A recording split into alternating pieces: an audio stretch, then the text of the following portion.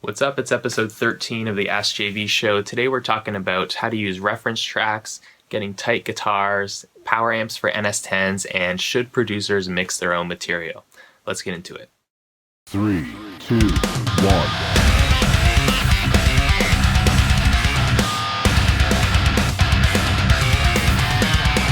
This is the AskJV show. Here's our first question.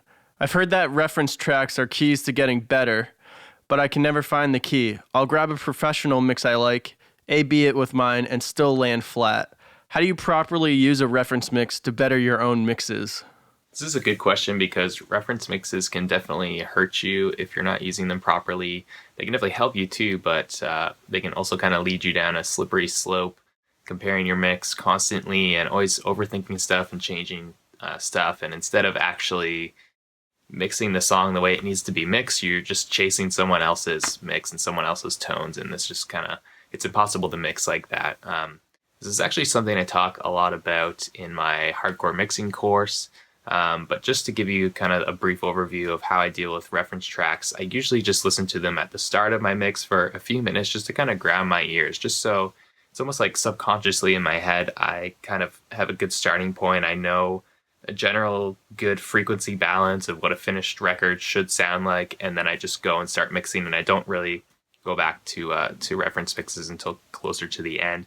And then you also got to know what you're listening for, like just check it for the low end, for the overall frequency balance, rather than zeroing in on a snare sound or on a guitar tone or something and chasing after that and trying to match it. Just listen to the big picture overall with reference tracks, and then try not to do it too much, especially during the middle of your mix when you're really getting in there and just going with your gut and feeling it out. That's the worst time to check a reference mix because it's going to make you second guess and change everything. Just keep it to small windows and just use it to kind of get your mind in the right space. Our next question comes from Brendan. I've really enjoyed the podcast since finding it a couple weeks ago. What's your technique for getting heavy guitar parts, like chuggy breakdowns, to sound perfectly in sync? Well, the key is just to track it really tightly. So if you're playing it yourself, if you're recording yourself, then don't let yourself get away with sketchy takes and editing later. It's not going to sound right. The real key to tight guitars is just tracking it really tight. And sometimes that means taking a huge amount of time. It just depends on the skill of the player. Sometimes it will take you an hour to get one simple riff down, but if the player's good, you can do it a couple takes. But just that's it. It's just you got to track it really, really tight. Our third question comes from Derek.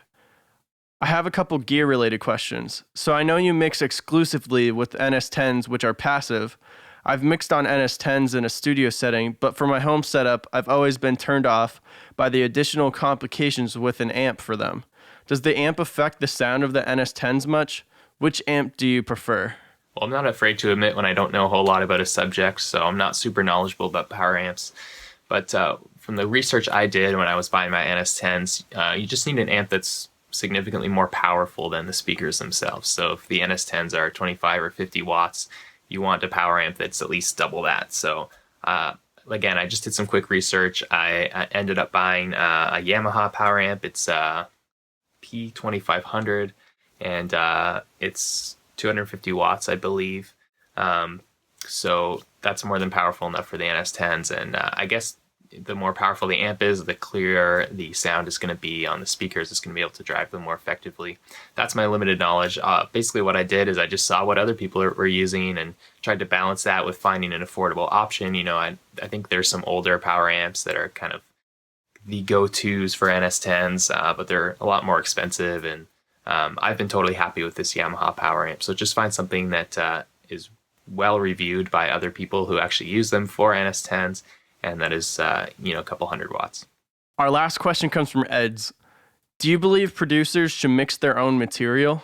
Well, I would say I believe that producers can mix their own music and they can do a good job of it. Of course, there are benefits of getting someone else to mix your stuff too. I would say if you're the artist, it's good to have someone else mix a song. If you're the producer and the engineer, it's okay to mix it. That's what I did and still do.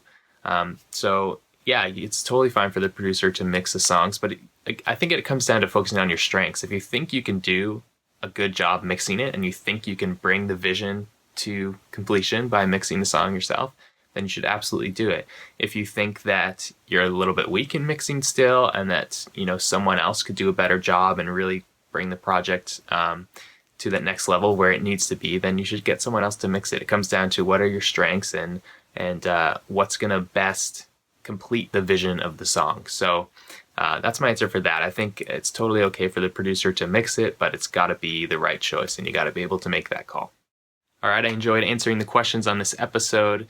If you notice, we did 4 questions this week. We're getting a lot of questions coming in, so we'll try to keep doing more questions like this, but still keep the show concise and not too long for you guys. I've been hard at work at my editing course, which is coming together great. It's going to cover drum editing, vocals, and guitars and everything. Really give you in-depth, in detail instruction on how to edit stuff. So, of course, if you're not on my email list, that's where I send all my best stuff. If you're watching on YouTube, just scroll down, click the link to get on my email list. If you're listening to the podcast, go to hardcoremusicstudio.com and click on the mixing cheat sheet. You'll get that for free when you sign up. And then, like I said, I'm also sending all my best content through the email list, and you can stay up to date with everything. So that's it for this week. Make sure you submit your questions if there's something you want to know, and we'll see you on next week's show.